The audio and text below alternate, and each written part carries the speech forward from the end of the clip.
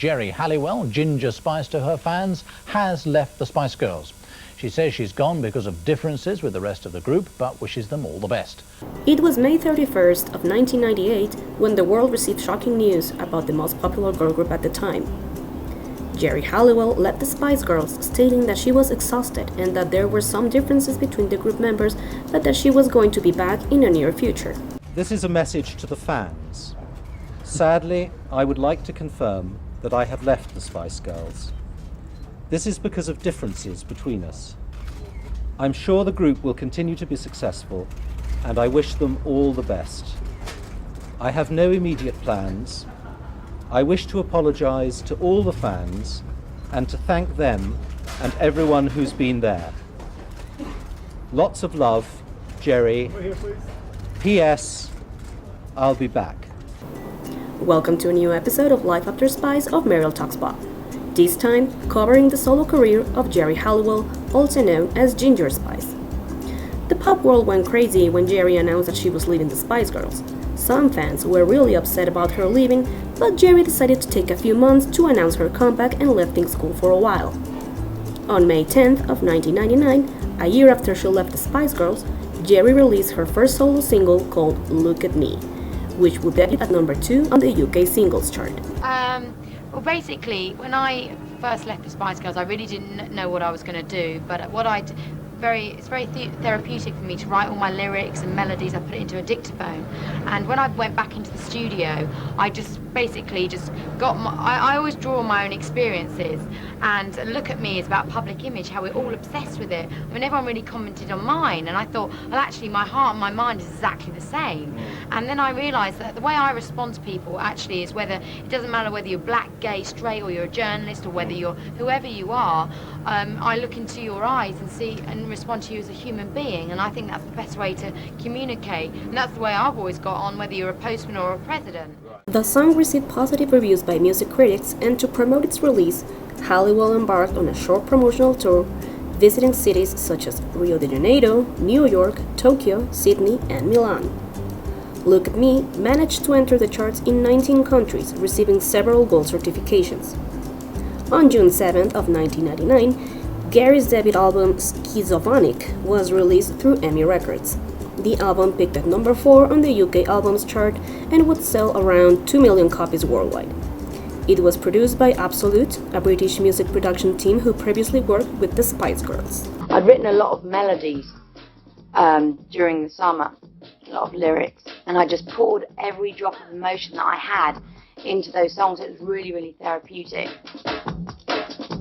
My kind of manifesto for the album was, like, this is the last album I ever do, let's take it to the max, let's not be shy here. It's a big part of me. I wrote a lot of songs when I was with the Spice Girls, and I took whatever I gave to the Spice Girls with me, and I'm hoping my music will appeal to, Spice Girl fans and more. The album's second single, Mi Chico Latino, would become Geri's first #1 single. The song was written by Halliwell in order to pay homage to her mother, who has Spanish background, whilst it also has a number of Spanish lyrics. The album's third and fourth singles, Lift Me Up and Back It Up, would also peak at number 1 on the UK singles chart, giving Geri 3 consecutive #1 singles. After finishing the promotion of her debut album Schizophonic, Geri began working on her second studio album in 2000. Once again, she decided to work with Absolute as well as new producers such as Greg Alexander, Rick Knowles, and Stephen Lipson. Her second studio album, Scream If You Wanna Go Faster, was released on May 14 of 2001, peaking at number 5 on the UK albums chart. The album's lead single, It's Raining Men, a cover version of the Weather Girls' 1983 hit, would peak at number 1 on the UK singles chart. The song also entered the top 10 in 27 countries. It went on to sell 450,000 copies in Britain alone, becoming the 13th bestseller of 2001 and Halliwell's most successful single worldwide. Why did you decide to release a cover of the Weather Girls' It's Raining Men as your new single? Well, I actually didn't decide. It was really odd because I was all ready to go with my new album, my single, I had the video idea all ready, and then the producers of the movie said to me, do you want to record It's Raining Men for the soundtrack? And so I said, yeah, it'd be fun. And I love Bridget Jones because I've read both of the books. And so I did it just quickly, and then they all loved it and said we want it to be a single, and I just thought, this is a bit of a gift. Yeah. You know, it'd be fun to do, so I just thought, go with it. Yeah, it went down brilliantly as well, hasn't it? The second single, Scream If You Wanna Go Faster, peaked at number 8 on the UK singles chart. It is Halliwell's most rock-based song to date, and was inspired by her listening to Led Zeppelin the previous summer as encouraged by close friend Robbie Williams. The third and final single, Calling, peaked at number 7, and in certain regions the song was released in French under the name Un homme de l'amour. To promote the single, Geri performed the song on Top of the Pops Germany, CD UK, Children in Need, Blue Peter, This Morning, and the Pepsi chart. It would take 3 years to see Geri coming back with new music when she released Ride It, a song that peaked at number 4 on the UK singles chart. Geri's third album, Passion, was released on June 6 of 2005. The album was a commercial disappointment. It only peaked at number 41 on the UK albums chart and sold 10,000 copies. Geri wrote and recorded several songs with a more disco sound for this album, which were included on the final version because the record label wanted her to do something more jazz-influenced. Geri even stated that she wanted to record Some Girls, which eventually went on to Rachel Stevens. The album's second and final single, Desire, only managed to peak at number 22 on the UK singles chart, even when she promoted it in several TV shows. So my new single, Desire, is about kind of sexuality, feeling like a desire for someone, but containing it. You know, I would never tell you that. I'm going to keep this kind of all contained and the line, but I ain't going to tell you that. The reason why I was using, and then I say, but you're a real catch, but I ain't going to tell you that, because I watched this film, It's a Beautiful Life. Life is beautiful. And the guy says to the lady that he loves, he goes, I want to make love to you 1,000 times, but I would never tell you that. He actually says it, but then he said that it's very funny. So that's where the lyrics of that came. You know, and it's also about the duality of a woman, which I've expressed in the video. There were plans to tour, but it got cancelled due to the low sales, and it would take Geri over 8 years to release new music. Her song Half of Me was released in 2013. It was announced that the song would be released exclusively in Australia as part of the new deal with Sony Music Australia, but the song only reached at number 281 in the Australian charts. Geri announced that she was working on new music for her fourth studio album titled Man on the Mountain.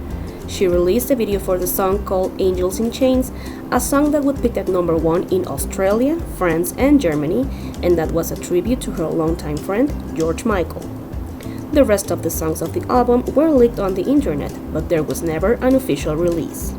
Although Geri has not released any new music ever since, she has returned with the Spice Girls in 2007, 2012, and then in 2019 for their reunion tours, and she continues to work in several projects and has always been in the spotlight. She has worked as a judge on different talent shows, including Popstars The Rivals, The X Factor, Australia's Got Talent, and has written several children's books, becoming 2008's most successful female celebrity children's author. She has also worked as an actress, released a swimwear collection, and has always been involved in campaigns to stop violence against women. What are your thoughts on Geri's solo career? I do remember that when she announced that she was leaving the Spice Girls, I was really upset. I was like, why is she leaving the most important girl group in the world? I know I was little, but I do remember being really angry. So when she released Look at Me, I wasn't really sure if I wanted to listen to it. But then I gave it a try and completely fell in love with it. Ever since, Geri has had a wonderful career as a solo artist. A little underrated if you ask me, because after the release of her third album, Passion, things went down for her, but I think that she has done great things in music. My favorite album by Geri, I think it's definitely Schizophonic, and my favorite song is Desire. I know, it's kind of weird, but I love that song. And I wish we could see more from Geri. She's really talented. She has, this charisma. She's really cool, and she never leaves that ginger spice thing aside. So that's what I love about her. What are your thoughts, guys? Let me know in the comments below. Don't forget to subscribe, give me a big thumbs up, and I will be seeing you next time for another spicy episode. Thanks for watching. Bye.